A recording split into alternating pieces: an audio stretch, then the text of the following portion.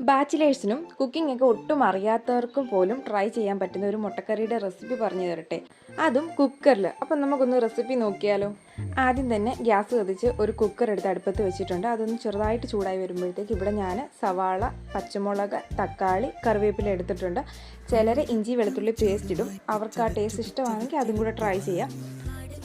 Cooker ഒന്ന് ചൂടായി വന്നപ്പോഴത്തേക്ക് കുറച്ച് വെളിച്ചെണ്ണ ഒഴിച്ച് കൊടുത്തിട്ടുണ്ട്. അതൊന്ന് ചൂടായി വന്നപ്പോഴത്തേക്ക് കുറച്ച് കടുക്, ടേസ്റ്റിന് വേണ്ടി ഒരു വറ്റൽമുളക് ചേർക്കുന്നുണ്ട്. ഇഷ്ടമല്ലാത്തവർക്ക് ചേർക്കേണ്ട, അതൊന്നും കുഴപ്പമില്ല, അതൊക്കെ ഓപ്ഷണലാണ്.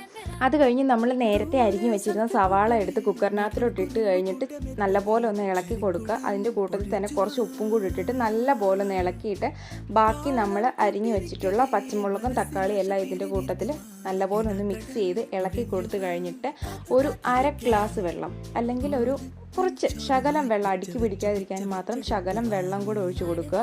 എന്നിട്ട് അതൊന്ന് മിക്സ് ചെയ്ത് കഴിഞ്ഞിട്ട് അടച്ചു വെക്കുക. ഇനി നിങ്ങളുടെ കുക്കറിന് വേവ് എത്രയാണെന്ന് നിങ്ങൾക്ക് അറിയാമായിരിക്കുമല്ലോ. എൻ്റെ ഈ കുക്കറിന് ഞാൻ 4 വിസിൽ അടിച്ചപ്പോഴാണ് അതൊന്ന് ഓഫാക്കി വെച്ചത്. കുക്കറിൻ്റെ വിസിലൊക്കെ ഒന്ന് മാറിക്കഴിഞ്ഞിട്ട് അതൊന്ന് ഓഫാക്കിയിട്ട് തുറന്ന് നോക്കിയാൽ കണ്ടോ നല്ല പോലെ വെന്ത് വന്നിട്ടുണ്ട്.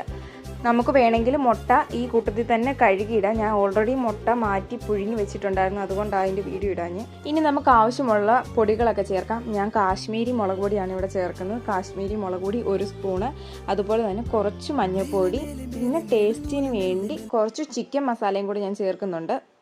അതെല്ലാം ഒന്ന് നല്ലതുപോലെ ഇളക്കി മിക്സാക്കി പച്ചമണമൊക്കെ ഒന്ന് മാറി കഴിയുമ്പോൾ കുറച്ച് വെള്ളം കൂടി ഒഴിച്ച് ഒന്ന് ഇച്ചിരി ചാറ് പോലെ ആക്കി തിളപ്പിച്ചെടുക്കാം. ചാറ് വേണ്ടാന്നുള്ളവർക്ക് ഈ ഒരു പാർട്ട് സ്കിപ്പ് ചെയ്യാം. അത് കഴിഞ്ഞിട്ട് മുട്ട പുഴുങ്ങിയത് ഒന്ന് വരഞ്ഞ് ആ ചാറിനകത്തിലോട്ട് തന്നെ ഒന്നിട്ട് ജസ്റ്റ് ഒന്ന് തിളപ്പിക്കുക. അത്രയേ ഉള്ളൂ പരിപാടി.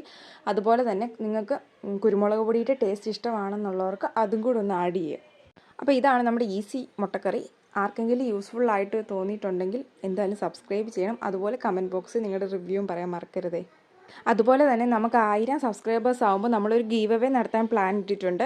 അതിൻ്റെ സാധനങ്ങളൊക്കെ ഓർഡർ ചെയ്തിട്ടുള്ളൂ. എല്ലാം വന്നിട്ട് ഞാനൊരു ഡീറ്റെയിൽ വീഡിയോ ആയിട്ട് ചെയ്യാം. അപ്പോൾ സബ്സ്ക്രൈബ് ചെയ്യും.